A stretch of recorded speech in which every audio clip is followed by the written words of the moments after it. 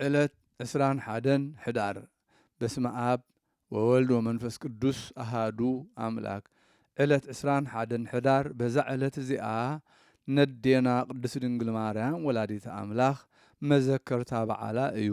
ከነኽብራ ከነዕብያ ክንውድሳ ይግባአና እዩ። ንሳ ተስፋናን ጸግዕናን እያ። ጸሎታን በረኸታን ምሳና ይኹን ንዘለዓለመ ዓለም አሜን። ሰላም ለኪ ማርያም እምነ ዘሰመይናኪ ጸወነ ሶበ እምሩሁ ርእየ ዘጽላሎትኪ ስነ ለቢሶ ዳዊት ልብሰ ክብር ዘያሃይድ አይነ ቅድመ ታቦተ ሕግ ሃለየ ወአዲ ዘፈነ። ሰላም ንብለኪ ማርያም አዴና እንሰምየኪ ጸግዕና ካብ ርሑቕ ምስ ረአየ ንጽላሎትኪ ሞገስና ለቢሱ ዳዊት ልብሲ ክብሪ ዘንጸባርቕ ንዓይንና ኣብ ቅድሚ ታቦት ሕጊ ሳዕስዐ ዘመረውን ብጥዑም ቃና።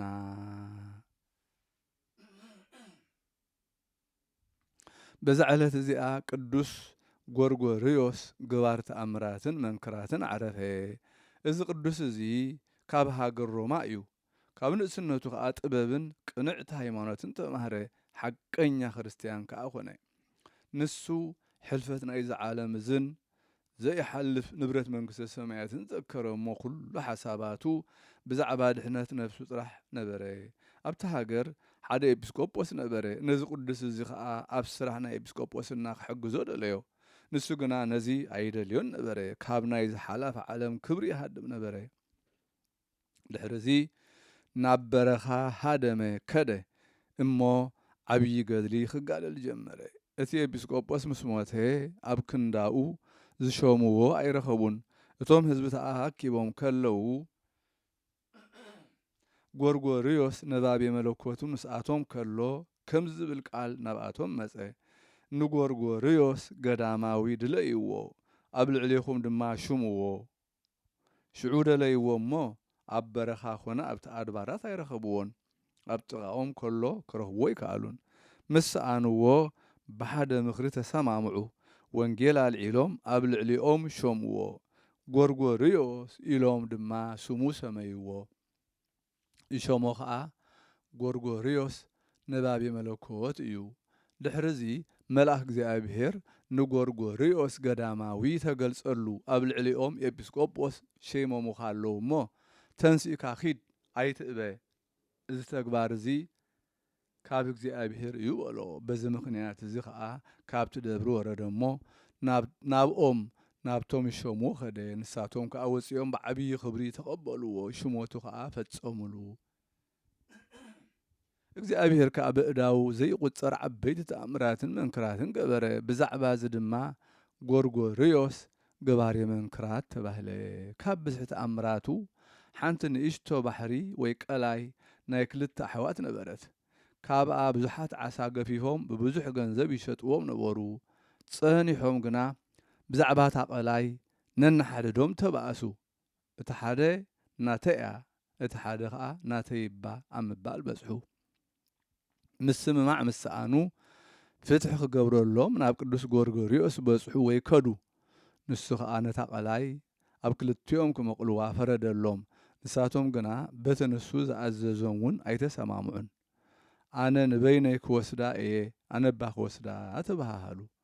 ሽዑ ቅዱስ ጎርጎርዮስ ብዛዕባ እታ ባሕሪ ወይ እታ ቀላይ ናብ እግዚኣብሔር ለመነ እሞ ምድሪ ከዓ ነቲ ማይ ወሓጠቶ ማለት ነጸፈት። እቲ ቀላይ ወይ ባሕሪ ዝነበሮ ቦታ ንቁፅ ምድሪ ኮነ። ኣብ ኩሉ ምድሪ ድማ ብዛዕባ ተኣምራቱን መንክራቱን ዜናኡ ተሰምዐ። ጽቡቕ ተጋድሎኡ ምስ ፈጸመ ብሰላም ዓረፈ። በረኸቱ ምሳና ትኹን ዘለዓለመ ዓለም አሜን። ሰላም እብል መዓዛከ መዓድመ እምቀናንሞ ዘጥዕመ ጎርጎርዮስ ኣብ እንዘ ታሪእ መድምመ ኣይበስከ ነቃማዮሙ እስከ ገብሩ ወኣትላመ ባእሰ ክልኤቱ ኣሃው ረሰይከ ሰላመ። ሰላም እብል መዓዛኻ ዝጸበቐ ዝዓደመ ካብ ቀናንሞ ዝጠዓመ ጎርጎርዮስ ኣቦ እናረኣኻ መስደምመ ቀላዮም ኣድረቕካ ክሳብ ዝገብርዎ ዝሕረስ ኣትላመ ባእሲ ክልተ ኣሕዋት ገበርካ ሰላመ። በዛ ዕለት እዚኣ ኣባ ቆዝሞስ ናይ እስክንድርያ ሊቀ ጳጳሳት ዓረፈ። ንሱ ቁፅሩ ካብቶም 54 ኣበው ሊቃነ ጳጳሳት እዩ። ነዚ ቅዱስ እዚ ብዙሕ ሽግርን ሓዘንን በጽሖ። በቲ እዋን እቲ ጋፎር ንጉስ ኣስላም ክርስቲያንን ኣይሁዳውያንን ጻዕዳ ክዳን ከይኽደኑ እንታይ ደኣ ልብሶም ብንል የጠልቂዎ ኢሉ ኣዘዘ። በቲ እዋን እቲ ብዙሕ ተኣምራት ተራእየ። ካብቲ ተኣምር ከዓ ስእሊ ቅድስት ድንግል ማርያም ኣብ ገዳም ኣስቄጥስ ኣብ ቤተ ክርስቲያን ቅዱስ ሳዊሮስ ነበረት። በቲ ጎድና ተሰንጢቓ ካብኣ ብዙሕ ደም ወሓዘ። ከምኡውን ኣብ ምድሪ ግብፂ ካብ ዝነበሩ ብዙሓት ኣሳእል ካብ ዒንቶም ብዙሕ ንብዓት ወፀ።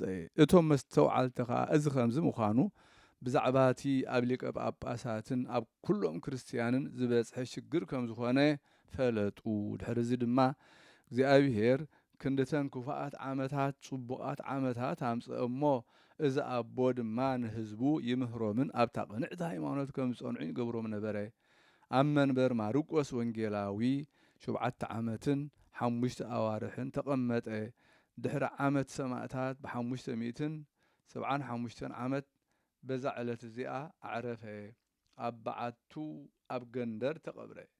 ኣማላድነቱ ምሳና ይኹን ንዘለዓለመ ዓለም ኣሚን።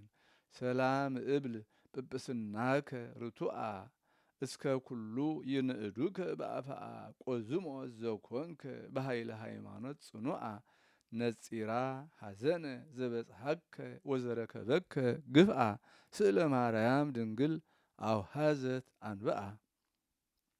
ሰላም እብል ጵጵስናኻ ቅኑዕ ክሳብ ኩሎም ብደገ ዝንእዱኻ ሰብ ቆዝሞስ ዝኾንካ በሃይለ ሃይማኖት ጽኑዕ ዝበጽሐካ ሓዘን ርእያ ዝረኸበካ እውን ግፍዕ ስእሊ ማርያም ድንግል ኣውሓዘት ንብዓት ኣውሓዘት አንብእ። በዛ ዕለት እዚኣ መዘከርታ ቅዱሳን ሰማዕታት እልፍዮስ፣ ዘኬዎስ፣ ሮማኖስ፣ ዮሐንስ፣ ቶማስ፣ ፊቅጦር፣ ይስሐቅ ካብ ሃገረ እስሙናይን እዩ። በረኸቶም ምሳና ይኹን ዘለዓለመ ዓለም ኣሜን። ሰላም ለክሙ ከዋክብት ብሩሃን ዝሃገረ እስሙናይን እልፍዮስ፣ ዘኬዎስ ወሮማኖስ ምእመን ዮሐንስ፣ ቶማስ ወፊቅጦር ወይስሐቅ ካህን ቤዛ ኃጥኣን ኣኮኑ ጻድቃን። ሰላም ንዓኹም ከዋክብቲ ብሩሃን ናይ ሃገረ እስሙናይን እልፍዮስ፣ ዘኬዎስ፣ ሮማኖስ ምእመናን ዮሐንስ፣ ቶማስ፣ ፊቅጦር፣ ይስሐቅ ካህን በጅ ኃጥኣን ዝኾንኩም ጻድቃን። በዛ ዕለት እዚኣ ኣባ ዮሐንስ ናይ ሃገረ ኣስዩጥ ኣዕረፈ። ነዚ ቅዱስ እዚ ወለዱ ሓረስቶት ምድሪ ሓረስቶስ ማህው እዮም። ነዚ ቅዱስ እዚ ምስ ወለድዎ ብጽቡቕ ኣተዓባብያ ኣዕበይዎ። ብተግሳጽ ብፍርሃት እግዚኣብሔር ኣዕብዮም ስራሕ ጽርበት መሃርዎ። ድሕሪ ቁሩብ መዓልታት ከዓ ኣቦኡን ኣዲኡን ሞቱ። ንሱ ከዓ ናብ ቅዱሳን ገዳማውያን ኣባ ኤስድሮስን ኣባ ባይሞንን ከደ ኣልባስ ምንኩስና ለበሰ። ብጾም ብጸሎት ተጸሚዱ ከዓ ዜንኡ ክሳብ ርሑቃት ኣድባራት ዝስማዕ ኮነ። ካብኡ መልኣክ እግዚኣብሔር ተገልጸሉ ናብ ሃገሩ ከይዱ ነቶም ህዝቡ መገዲ ጽድቂ ክመርሖም ኣዘዞ። ካብ በዓቱ ብዘይካነ ምቕባል ቅዱስ ቁርባን እንተዘይኮይኑ ዘይወፅእ ኮነ። ሓደ መዓልቲ ክልተ ቅዱሳን ሽማግለታት ኣባ ኣብጋርል ኣባ ብሶይ ናብኡ መፁ። ናብኡ ከይቀረቡ ከለዉ ከዓ ኦ ቅዱሳን ኣቦታተይ ሰላም ንምጽኣትኩም ብምባል ዓዊሉ ጨርሐ። ዘይፈልጦም ከሎ ኣስማቶም ጸውዖም። ንሳቶም ከዓ ኣደነቕዎ። ቅዱስ ኣባ ሲኖዳ ዓንዲ ግብፂ ከዓ ብዙሕ ግዜ እናመፀ ሰላም ይብሎ ነበረ። ኣብ ልዕሊ ምድሪ ግብፂ ካብ ኩፍኣት ኣረማውያን ህዝቢ ባእሲ ኩናት ምስ ተላዕለ መኮንን ግብፂ ካብ ንጉስ ቴዎዶስዮስ ተላኢኹ ናብኡ ኸደ። ቅዱስ ዮሐንስ ከዓ መስቀሉ ኣልዒሉ ነቲ መኮንን ኣይትፍራህ ንስኻ ክስዕሮም ኢኻ በሎ። ከም ቃሉ ከዓ ኾነ። ካልኣይ እውን ኣብ ንጉስ ቴዎዶስዮስ ኩናት ተላዕለ። ንሱ እውን ናብ ኣባ ዮሐንስ ለኣኸ። ኣባ ዮሐንስ ከዓ ኣይትሕዘን ኣይትፍራህ ንጸላኢኻ ንስኻ ከተሰንፎ ኢኻ በሎ። ሽዑ ንጉስ ቴዎዶስዮስ ንጸላኢዩ ኣሰነፎ። ድሕሪ ቁሩብ እዋናት ንጉስ ቴዎዶስዮስ ንሰብ ኣስዩጥ ክቐትልዎም ብዛዕባ ተረኽስቲ ምግባሮም ከዓ ንሃገሮም ከዕንብዋ ኣዘዘ። መልኣክ እግዚኣብሔር ከዓ እቲ መኮንን ቅድሚ ምምጽኡ ንኣባ ዮሃንስ ኣፍለጦ። እቶም ሰብ እቲ ሃገር ከዓ ትእዛዝ ንጉስ ሰሚዖም ብዛዕባ ጥፍኣቶም እናበኸዩ ናብ ደብሪ ናብ ኣባ ዮሃንስ ደየቡ። ኣባ ዮሃንስ ከዓ ኣይትፍሩ እግዚኣብሔር ከድሕነኩም ይበሎም። ካብኡ እቲ መኮንን ምስ መጸ ብኡ ክባረኽ ናብ ኣባ ዮሃንስ ናብ በዓቱ ኸደ። ኣባ ዮሃንስ ከዓ ንጉስ ነቲ መኮንን ዝነገሮ ዝኣዘዞ ኩሉ ነገሮ። መኮንን ከዓ ሰንበደ ንቅድስናኡ ከዓ መስገነ። እቲ መኮንን 18 ዓመት ዝገበረ ወዲ ነበሮ። ንሱ መንፈስ ጋኔን ሓዲርዎ ነበረ። ንቅዱስ ዮሃንስ ከዓ ከሕውየሉ እሞ ንቅዱስ ዮሃንስ ከዓ ኣብ ልዕሊ ዘይትን ማይን ጸልዩ ቀብኦሞ ንግዚኡ ሓወየ። ካብኡ እዚ ቅዱስ ነቲ መኮንን ንሰብ ኣስዩጥ ከይቐትሎም ኣባ ዮሃንስ ከልኪሉኒ እዩ፣ ስለዚ ምቕታሎም ደው ኣቢለየ ኣለኹ ኢልካ ናብ ንጉስ መልእኽቲ ጽሓፍ ኢሉ ኣዘዞ። መኮንን ከዓ ጽሒፉ ንኣባ ዮሃንስ ሃቦ። ተቐቢሉ ናብ በዓቱ ኣተወ። ምስ ጸለየ ከዓ ብርህቲ ደመና መጸት ንኣባ ዮሃንስ ተሸኪማ ናብ ንጉስ ኣብጽሓቶ። ንጉስ መኣዲ ሒዙ ከሎ ኣባ ዮሃንስ እታ መልእኽቲ ኣብ ልዕሊኡ ደርበያ። ንጉስ ከዓ ኣልዒሉ ኣንበባ። እታ መልእኽቲ መኮንን ብዛዕባ ኣባ ዮሃንስ ዝበሎ ከም ዝኾነት ከዓ ፈለጣ። ንላዕልን ተጠመተ፣ ኣብ ልዕሊኡ ብርህቲ ደመና ረኣየ። ሰንበደ። ካብኡ ነቲ መኮንን በቲ ኣብ ማእከሎም ዘሎ ምልክት ገይሩ መልሲ መልእኽቱ ጸሓፈ። ነታ ሃገር ብጸሎት ኣባ ዮሃንስ ምፍራሳ ደው ከብል ኣዘዞ። ጽሒፉ ምስ ወድአ ነታ መልእኽቲ ናብ ላዕሊ ናብ ደመና ደርበያ። እቶም እኩባት ህዝቢ እናረኣዩ ደበና ተቐበለቶ፣ ናብታ ደመና እተወት። ሽዑ ኣባ ዮሃንስ ናብ ደብሩ ተመልሰ። ንጽባሒቱ ከዓ እታ መልእኽቲ ምስ ምልክት ንጉስ ነቲ መኮንን ሃቦ። መኮንን ከዓ ርዩ ሰንበደ፣ ተደነቐ ድማ። ብድሕነት እቲ ሃገር ከዓ ንእግዚኣብሔር ኣመስገኖ። ካብኡ ናብ ሃገሩ ተመልሰ። ዜናኡ ምስ ተሰምዐ ሓንቲ ክብርቲ ሰበይቲ ካብ ኣዝማድ ነገስታት ካብ ሕማማ ክፍውሳ ናብኡ ኸደት። ከምቲ ኣሚና ዝኸደቶ ድማ ብጸሎቱ ካብ ሕማማ ሓወየት።